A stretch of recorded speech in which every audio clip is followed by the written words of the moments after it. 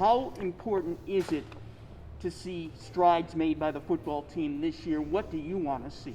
Yeah, it's interesting when people ask me that, and then I always revert back to the expectations, and I think it's totally right to believe that these are uncharted territories for us as a program, having the best win percentage, quite frankly, not just in the MAC, but in the state of Illinois. So when you think about those, yeah, the expectations are high, and they should be. I think last year was a great developmental. If you think about COVID, you think the things that are going on, able to get 6 games in. But we've got a lot of young players, and we chose to go in the direction of rebuild. We chose to go into a direction of maintain it for the long haul, and you got to build it right. And when you build it right, me and Coach Hammock are in total lockstep about this. You got to get players. You got to come from high school. You're not living out of the portal. You're not doing some of those things that some folks do when they're desperate. I like where we are as a program. We've added some significant pieces. Yes, do we have to win? Absolutely. There's no question about that, but we got to do it the right way. And we also have to maintain our academic standards too. So all those pieces go into it, and I've been involved with football for all my life. I feel really good about this team, and I love the progression, even through COVID, of what I see on the field now. So it's good, good. NIU and other universities were already financially challenged before COVID. Then the pandemic comes along, no fans were allowed. How has NIU weathered this whole pandemic? Yeah. Are you guys coming out of this okay? Yeah, no, we're strapped now. This is tough. This is not for the meek, right? I got to give credit to our president, Lisa Freeman, our board of trustees, our staff. Yes, it's been really tough, but our donors, our supporters, we had banner year. We broke records in fundraising and a lot of the things that we have been doing. So that's a testament to, Husky Nation. So yeah, are we going to be digging out for at least a couple years? No question about it. Are we poised to make some significant gains? Absolutely. But yeah, we're better than I thought we were going to be at this point, mainly because of the fact and the resolve, our administration, our support, and our donors who have stepped up. How big of an impact will NIL have at NIU? Yeah, it's a great question. We have a state law. We're one of the states that July 1st, it rang the bell. So we're not waiting for it. No such thing as standing still, right?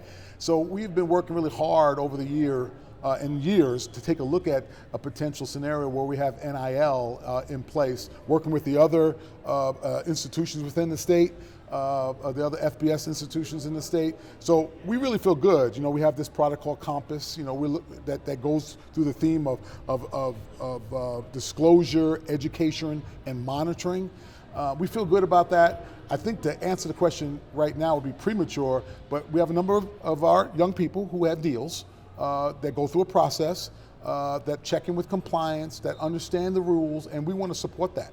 That didn't happen when I played football. So for me, this is all new. This is undiscovered country. So I think for right now, it's about seeing what they are, making sure that we are doing the right things for the young people, that they're not getting themselves involved in deals for the quick minute, and understand what that means for their long-term viability, long-term longevity. So those are the things that we're doing. That's why it's so important to have that monitoring, that disclosure, and then that education to help the young people as they kind of move forward. So you have a system in place to assist these kids. They're not all on their own. Absolutely. Now they come in, and I'm Papa Bear when it comes to that, because I would hate to have a deal or something that goes down right now at age 18 to 21, 22, and then down 30 years from now, they did something and it impacted who they are, what they do, and quite frankly, their career. So I think for us, we have to take one step at a time.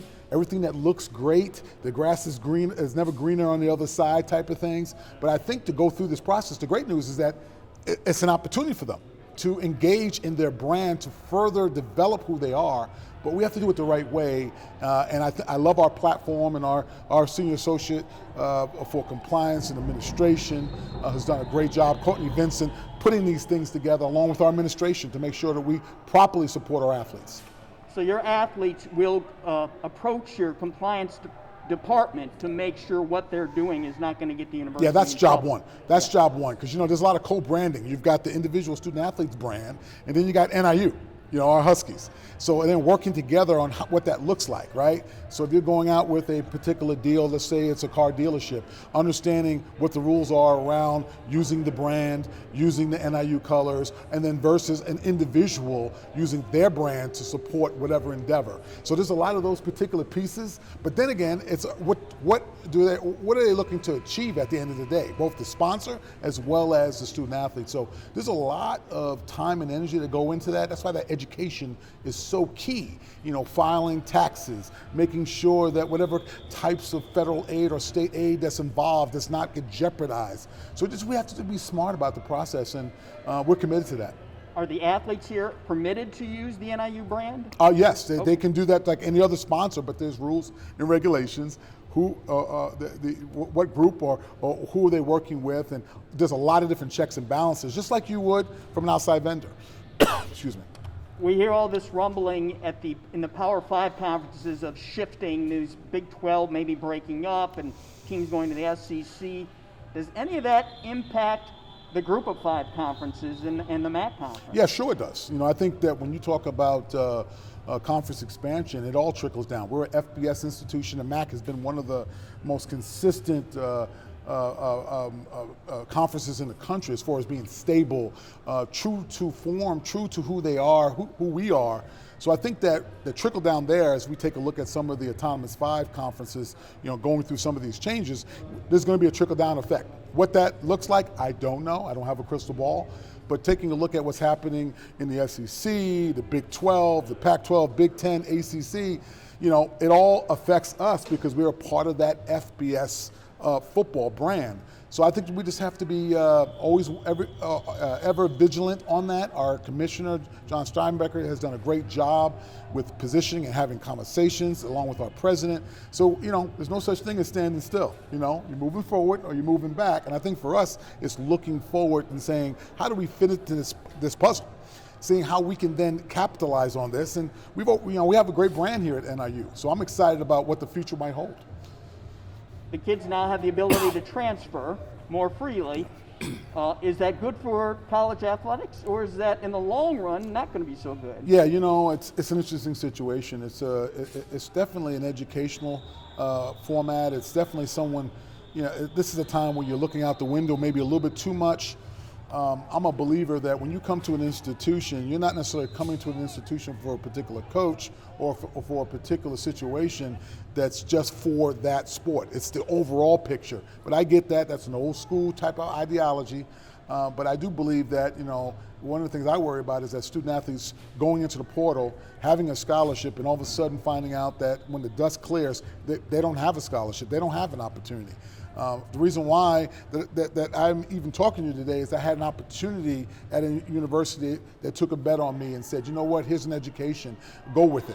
And I saw 3 different coaches during my time at Alabama, and at no time did I think, okay, I'm going to jump ship. No, I'm going to be here. And I think the commitment there is all about making sure that you're selling all the pieces of NIU, not just the sport in question. So I think our job is that, what I tell the coaches, that we always have to re-recruit our student athletes, our current student athletes here, and we have to do a better job of letting them understand the bigger picture about what the value of NIU outside of the sport. So again, it might be grandiose, but I do understand that, and we're going to have to work a little bit harder, a bit more committed about expressing that to our current student athletes. There are so many unknowns at this point and so many changes on the horizon, but in general, are you still optimistic about the future of college athletics? I am, even more so. The need for leadership is a core component. I think that waiting to see what happens is not the way to do it. You really do need active participation when it comes to leadership.